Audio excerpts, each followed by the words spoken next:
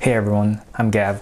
Welcome back to my channel where I talk about personal finance and investing. Before I proceed, just full disclosure, I'm not a professional, so if you're looking for professional advice, this is not one, because I'm doing this just for recreational and educational purposes only. So if you're looking for professional advice, I suggest you call a professional to get your requirements met. So in today's video, I'm going to talk about one common mistake that amateur and novice investors do when the market crashes. So let's cut to the chase. So do not change the allocations of your investments. I repeat again. Do not change the allocations of your investments once you've configured them to the way you want them to be. For me, I have roughly about 95 on 3 and 2, 95 being this, the S&P 500, and 3 is the medium and small stocks, and the 2% is the international market. So I have 95, 3 and 2, that's 100. So once you've set the allocations of your portfolio, do not change it. Stay the course if you don't want to lose money. Here's what happened to me just right around January, February time frame. I changed the allocations when I saw that the market is having a hard time.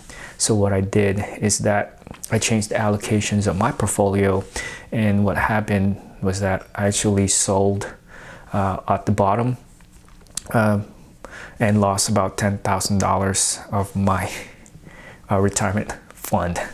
So good thing I caught it, and I changed the allocation back to where it was around, actually increased my stock market to 98, and now it's roughly, actually increased it to 97. Now the medium and small stock is roughly about 2% in the total stock market. Total international stock market is 1%.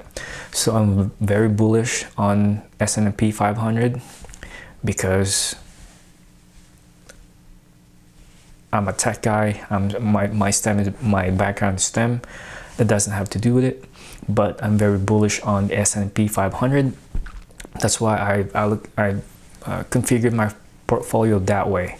So again, do not change the allocation of your portfolio once you've set it up. I repeat, do not change the allocation of your portfolio once you've set it up. Do not buy high and sell low, because that's where you're gonna experience some serious losses. That's exactly what I did. I played around with my investments and lost about 10K, but fortunately I changed it back to where it was roughly, and I gained back the losses that I incurred.